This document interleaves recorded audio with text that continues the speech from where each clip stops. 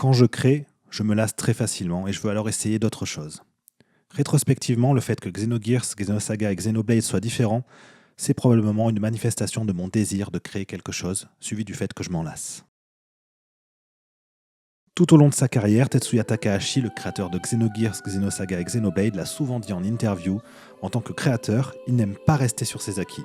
La redondance l'ennuie et il veut sans cesse produire quelque chose de neuf, déjouer les attentes, surprendre. Pourtant, il est difficile de ne pas pointer du doigt une profonde contradiction ici. Les Xeno partagent énormément de points communs et ils racontent au fond la même histoire en boucle, au moins sur le plan thématique. Que ce soit par la réutilisation de concepts majeurs, dans les éléments esthétiques récurrents, ou encore dans le recyclage de certains plot twists, Takahashi semble rattacher viscéralement à son œuvre matricielle, Xenogears, dont les projets suivants sont des échos plus ou moins altérés. Mais cette contradiction ne rend pas son discours factice. Elle est, au contraire, le témoin de sa lutte interne en tant que créateur et de la difficulté à aller de l'avant, pour lui comme pour tout le monde. Or, aller de l'avant, donc le regard braqué vers l'avenir à construire, c'est également tout le propos de Xenoblade 3. Alors avec ce cadre en tête, l'objet de cette vidéo, ça va être l'analyse de la fameuse scène de la radio de Xenoblade 3, Un avenir retrouvé, qui a surtout fait parler d'elle pour ses easter eggs, donc et les liens que ceux-ci semblent tisser avec les anciens Xeno. Pourtant, il s'agit d'une scène qui revêt de multiples sens qui vont au-delà du récit du jeu lui-même. Et peut-être que ces références, ces fameux easter eggs, ne sont finalement pas ce qu'elles semblent être. Donc attention, je vous préviens, ça va spoiler, bien évidemment. Premier point, donc la politique de l'autruche.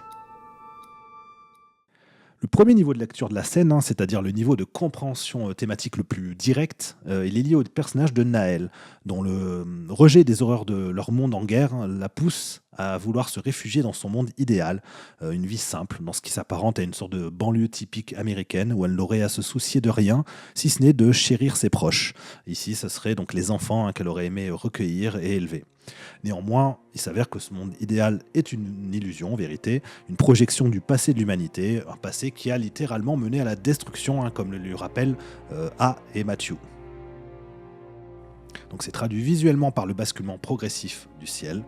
Le beau temps printanier ou estival laisse place à un coucher de soleil crépusculaire, qui au départ semble plutôt doux et très vite on comprend qu'il est assez inquiétant et qu'il suggère la fin d'une ère.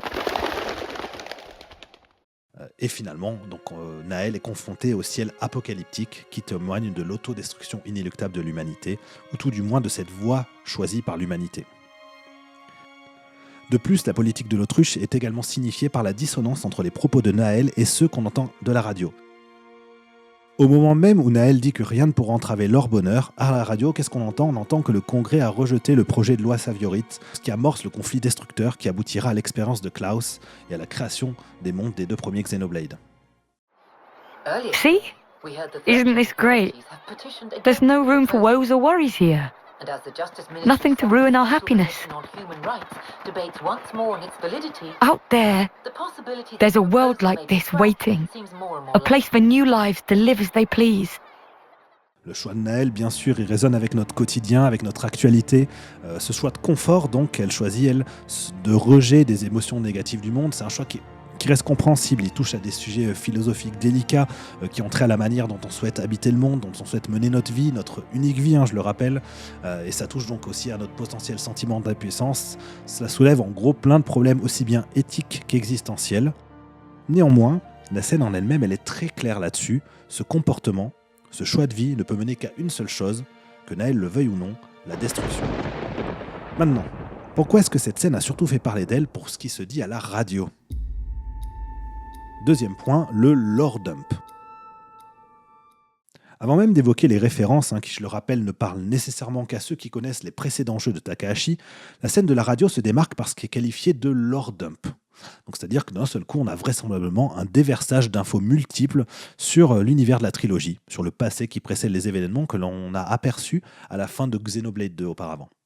Donc en pratique, néanmoins, ces informations restent assez peu détaillées. On ne sait pas exactement de quoi il en retourne à propos de la source du conflit autour des Saviorites. On ne peut qu'émettre des hypothèses finalement.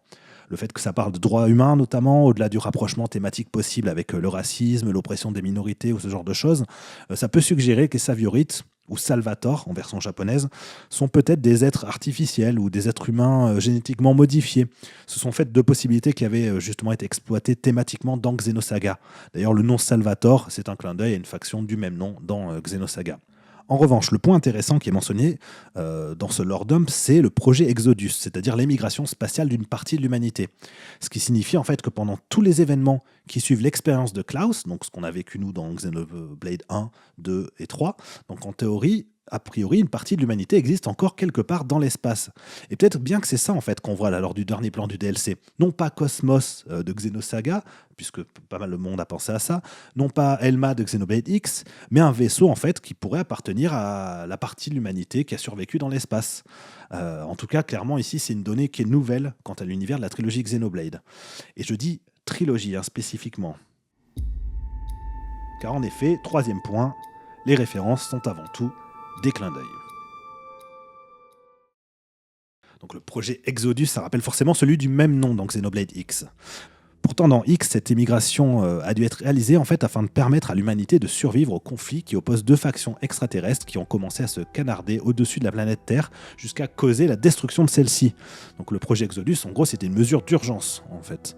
J'entre pas dans le détail pour ceux qui s'apprêtent à découvrir cet épisode de Xeno X là avec la sortie de la définitive édition. Ici, ce sont surtout des images de l'introduction du jeu. Donc jusqu'à preuve du contraire, dans l'univers de la trilogie Xenoblade, il n'est nullement question d'une guerre entre extraterrestres, ni même mentionné que de tels extraterrestres existent.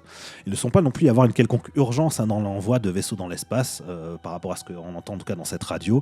Cela peut s'apparenter plutôt à une sorte de quête de progrès, une nouvelle étape dans l'évolution technologique de l'humanité, donc la fameuse colonisation spatiale.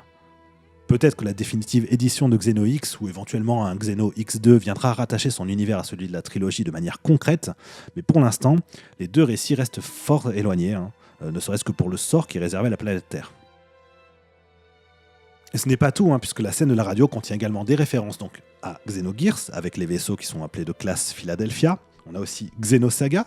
On a par exemple pour Xenosaga la présence du logo de Vector Industries et la mention aussi d'un dénommé Dimitri Yuriev, qui est un homonyme en fait, d'un antagoniste de Xenosaga.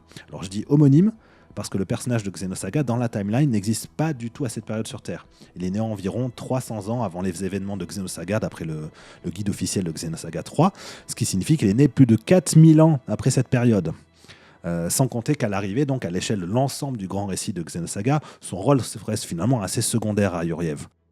De même, si le logo de Vector Industries est bien le même que dans Xenosaga, il reste à poser sur une simple radio, là où dans Xenosaga, cette entreprise est impliquée dans des choses bien plus vastes, bien plus importantes. Je ne vais pas spoiler, si vous ne connaissez pas Xenosaga, je vous encourage d'ailleurs à découvrir parce que c'est absolument génial, mais disons que si Takahashi avait réellement voulu relier de manière concrète les univers, il ne se serait pas contenté d'éléments si anecdotiques. Surtout que dès qu'on entre dans le détail, finalement rien ne colle, jusqu'au rôle central qui est joué par l'équivalent du conduit dans Xenogears et Xenosaga, c'est-à-dire le Zohar. Mais bon, mon objectif ici, c'est pas d'expliquer en détail toutes les incohérences éventuelles qu'il pourrait y avoir à faire de tels ponts. Après tout, Takahashi pourrait toujours sortir la carte du multivers si nécessaire pour faire des ponts. De même, il ne s'agit pas de faire taire toutes les théories qui peuvent fleurir autour de ces potentielles connexions. Néanmoins, j'aimerais qu'on prenne un tout petit peu de recul par rapport à ces questions de lore d'univers. Si cette radio n'est pas là pour nous dire tout est connecté, alors quel est son objectif ? Pourquoi est-ce qu'il y a tous ces easter eggs ? Quatrième point, la lecture méta. Takahashi boucle la boucle. Les épisodes de la trilogie Xenoblade, malgré leurs liens, ils peuvent être pris et compris indépendamment comme des histoires qui se tiennent en elles-mêmes, ce qui découle donc autant d'un choix marketing logique, pour ne pas obliger les nouveaux venus à faire à chaque fois les jeux précédents, mais ça découle aussi d'une approche scénaristique qui est plutôt audacieuse. Par contre, le DLC Un avenir retrouvé, lui, il s'adresse à ceux qui ont fait l'ensemble de la trilogie. Au point d'ailleurs que, contrairement au DLC Torna pour Xenoblade 2, celui de Xenoblade 3 n'est pas vendu séparément. Cette particularité en fait d'emblée un jeu à part. Il a été conçu pour les fans qui ont tout suivi, et également pour compléter tant scénaristiquement que thématiquement le récit d'une trilogie qui a été démarrée 13 ans plus tôt, donc 13 ans par rapport à la sortie bien sûr d'Un avenir retrouvé en 2023.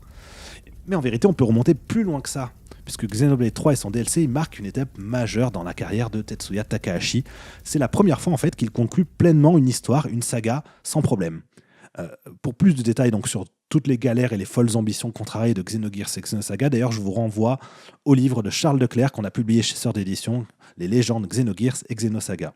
Donc il faut savoir que la trilogie Xenoblade est une victoire pour Takahashi, et il semblerait qu'il en soit pleinement conscient, et que la dimension méta d'un avenir retrouvé ne soit pas une coïncidence.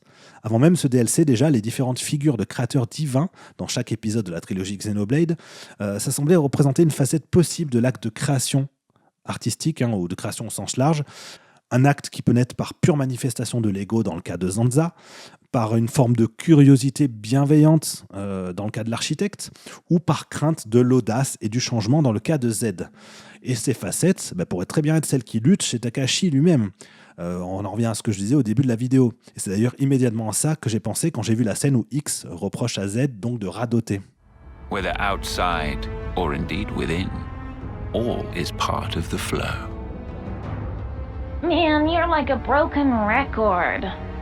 It is after all part and parcel of my being.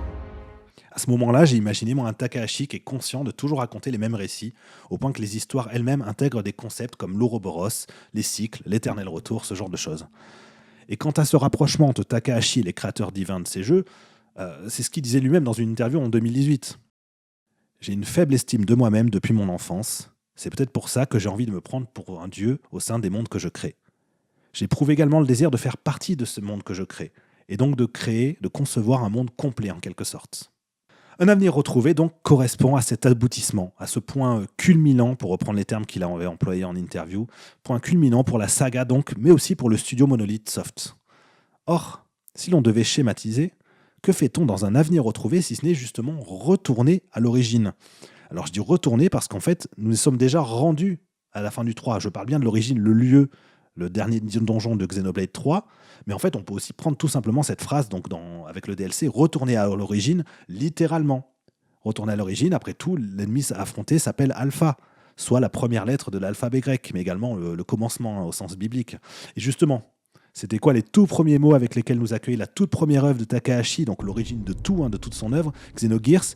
Eh bien oui, les premiers mots c'était I am Alpha, qui était, la phrase complète c'était je suis l'alpha et l'oméga, le commencement et la fin, le premier et le dernier, donc référence à l'Apocalypse biblique, où ces mots sont attribués autant à Dieu qu'au Messie. D'ailleurs, il faut savoir que l'apparence d'Alpha lors du dernier combat du DLC de Xenoblade 3, c'est elle-même une évocation de l'apparence du dernier boss de Xenogears, et dont la variante dans Xenosaga se nommait justement Omega. Matthew, quant à lui, ressemble énormément au héros de Xenogears, Faye jusque dans sa manière de se battre. La compositrice Mariam Abou Nasr, elle s'est inspirée d'un morceau de Xenogears, plus précisément Melkaba, donc issu de l'exceptionnel album arrangé Kraid, pour écrire la musique de l'Ascension des Montagnes Noires, soit le dernier donjon de cette trilogie Xenoblade. Or, Melkaba, c'était justement en partie un arrangement de la toute première musique de Xenogears. Quant à Mitsuda, lui, donc le compositeur historique des Xeno depuis le Gears, il a fait revenir la chanteuse Joan Hogg pour le générique de fin du DLC. En fait, c'est elle qui avait entonné les emblématiques chansons de Xenogears et Xenosaga épisode 1, et donc c'est elle qu'on entend à la fin du DLC de Xenoblade 3. Il faut savoir que ces références n'existent pas que pour le fanservice, elles ont un objectif thématique. En accord avec son récit qui parle de Ruban Mobius, d'Ouroboros, de cycle perpétuel, et qui nous fait également passer de la lettre Z à la fin de Xenoblade 3 à la lettre A ici, Takahashi en fait il boucle la boucle de son œuvre globale. Mais il ne le fait pas pour adopter un regard stérile sur son œuvre passée, où il ne ferait que ressasser justement ce passé avec une nostalgie mortifère. Au contraire, en fait, il dresse le bilan, il se tourne serein vers l'avenir. Ce qui est après tout le propos qui est répété tout au long de Xenoblade 3, évidemment, et qui est également exprimé dans les paroles de la chanson de fin d'un avenir retrouvé. Le tout dernier mot qui est entendu à la toute fin de la trilogie, donc celui qui est prononcé par la chanteuse Joan Hogg, c'est justement « future » en anglais, donc « l'avenir ». Et si jamais vous pensez encore que la dimension méta n'est pas volontaire, que la scène de la radio serait là pour établir des connexions concrètes et rien d'autre, sachez que si l'on zoome sur le modèle 3D de cette radio en bonne résolution, il s'avère que les stations indiquées ne sont pas des stations en fait, ce sont des dates. Et pas des dates de la chronologie fictionnelle des jeux, qui pourraient les rattacher en disant « Ah bah tiens, là, tel épisode se passe à tel moment par rapport à lui », et pas du tout. En fait, ce sont des dates de notre propre réalité, et qui correspondent chacune à la sortie d'un épisode de Xeno. On a 98, donc 1998 pour Xenogears, en 02, donc là maintenant c'est 2002 pour Xenosaga épisode 1, 2004 pour l'épisode 2, 2006 pour l'épisode 3, 2010 pour Xenoblade, 2015 pour Xenoblade X, 2017 pour Xenoblade 2, et 2022 pour Xenoblade 3. Quant à l'aiguille, justement, on voit qu'elle pointe juste avant l'année 2000, et bien là c'est simple. Le studio Monolith Soft, le studio de Takahashi, donc il a été fondé en octobre 1999, juste avant l'année 2000. Et allez, un dernier élément pour la route en faveur de cette lecture méta de la scène. Déjà un peu plus tôt dans le DLC, on découvre un clin d'œil méta qui est rigolo, qui est lié à Naël. En fait, elle a l'habitude de jouer des morceaux au piano pour les enfants, et ceci donne à ce moment-là les pistes des bandes originales réelles des jeux de la trilogie, donc ce que nous on connaît comme étant quelque chose qui est extérieur au jeu lui-même. What song would you like? Plane! Tomorrow with you! Bring me with Chaos Ultimate! All of them. Eh bien justement, comment est-ce qu'elle démarre cette scène de la radio? Par Naël, qui joue au piano le morceau de l'écran titre du DLC. Donc là, clairement, le 4e mur, il est brisé. En plus, on comprendra après lors du générique de fin donc, que ce morceau au piano, c'est justement une version instrumentale de la chanson de fin. Or, version instrumentale, c'est une version qui est privée de ses paroles, et sans ses paroles, cette chanson ne peut pas parler d'avenir. Ce qui est encore une fois en parfait accord thématique avec Naël. 5e et dernier point, joueurs, joueuses, c'est à nous d'aller de l'avant. Il faut bien comprendre que les niveaux de lecture de cette scène, ceux que j'ai abordés jusqu'à présent dans la vidéo, ils ne sont pas mutuellement exclusifs. C'est au contraire ce qui en fait sa richesse. Elle résonne sur plusieurs degrés en même temps. Et c'est pourquoi aussi il est nécessaire de revenir au premier point, donc la politique de l'autruche. Là aussi, nous on boucle la boucle comme Takahashi.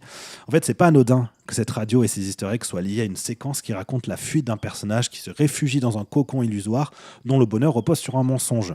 Et c'est pas non plus anodin que cette scène soit précédée d'une phase jouable où l'on peut faire quelques pas dans ce quartier justement, où l'on est plongé pour la première fois dans la trilogie Xenoblade dans un monde qui ressemble fortement au nôtre, et où la musique que l'on pensait jusqu'alors extra-diégétique devient diégétique, c'est-à-dire que maintenant elle fait partie intégrante de la fiction, de la diégèse. Donc fiction et réel deviennent ici les deux faces d'une même pièce, et Takahashi nous prend à partie. Cette séquence, chronologiquement, c'est l'équivalent d'un flashback. Mais en vérité, c'est qu'une projection, c'est pas un vrai flashback, c'est une illusion, une récréation volontaire du passé.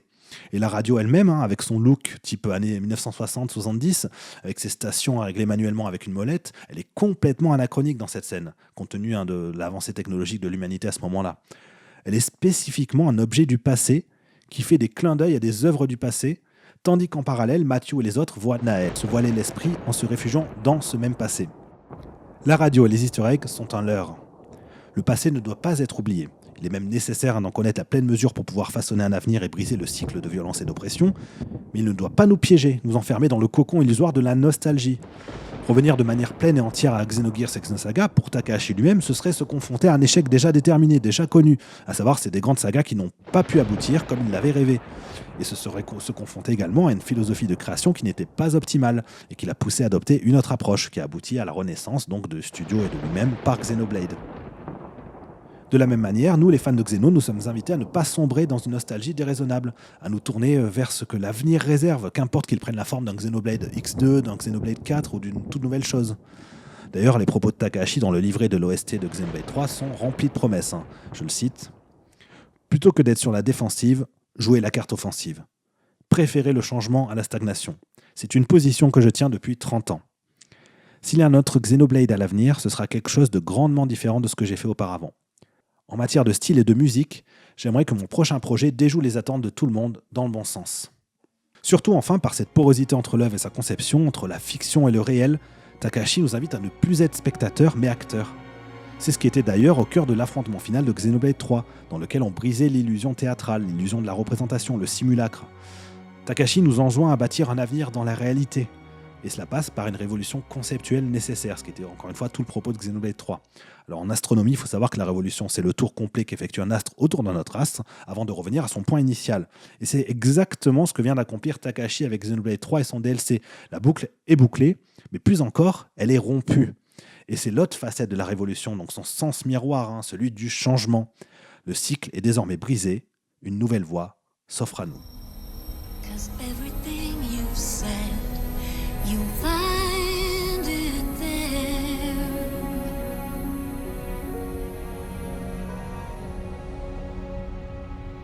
In our future.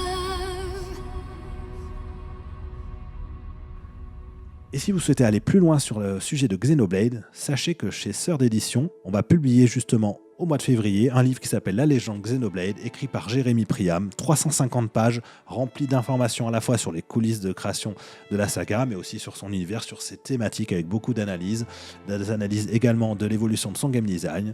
Donc voilà, ça va être une œuvre somme en gros sur cette trilogie et qui comprend également Xenoblade X dans sa version telle qu'elle était connue jusqu'à présent.